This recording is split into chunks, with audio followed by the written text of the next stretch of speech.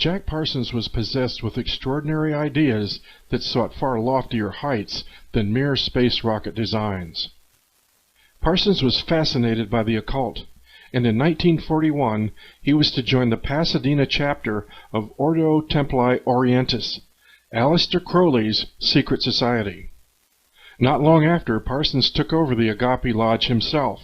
Observing Parsons' natural aptitude for ritual sex magic, called thelema, the membership saw him as a potential successor to the great beast Aleister Crowley himself, whom Parsons addressed as Most Beloved Father.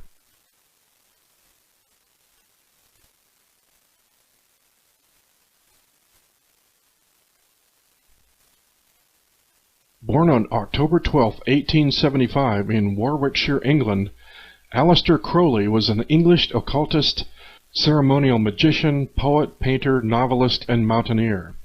He was responsible for founding the religion and philosophy of sexual magic, thelema, in which role he identified himself as the prophet entrusted with guiding humanity into the Aeon of Horus in the early 20th century. In 1898 he joined the esoteric Hermetic Order of the Golden Dawn, where he was trained in ceremonial magic.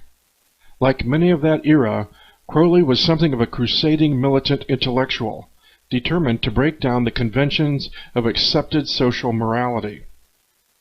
Later he traveled to Mexico and then India to study Hindu and Buddhist practices. In 1904 he married Rose Edith Kelly, and they honeymooned in Cairo, Egypt. In the Great Pyramid, Crowley conducted an occult ritual intending to access supernatural powers. The black magic ritual held in the Great Pyramid marked an unexpected turning point in Crowley's life. The following day he recounted, "Rose got into a strange state of mind. I had never seen anything like it before. She kept on repeating, dreamily yet intensely, 'They are waiting for you. They are waiting for you.'"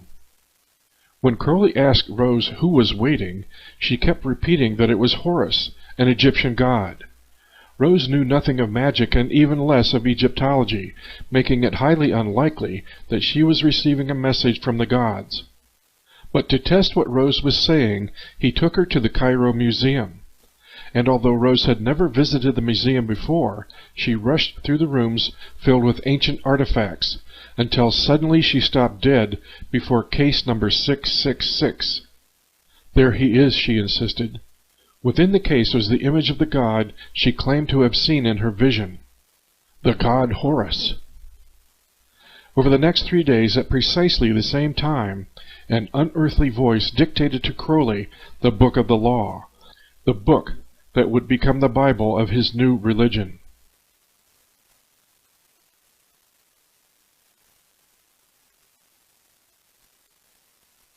Following their fateful ritual in the Great Pyramid, Crowley's wife Rose mysteriously proclaimed that the equinox of the gods has come. The alleged superhuman intelligence contacted by Aleister Crowley during his visit to Egypt was named Aiwass, who declared, "I am a god of war and vengeance," and then dictated to Crowley a work called the Book of the Law, which prophesied wars and revolutions, leading to the collapse of Christian civilizations and the dawn of the Aeon of Horus. Crowley's Bible also proclaims the law of thelema, usually summed up in 3 mantra-like verses. "Do what thou wilt shall be the whole of the law. Love is the law, love under will. And every man and every woman is a star."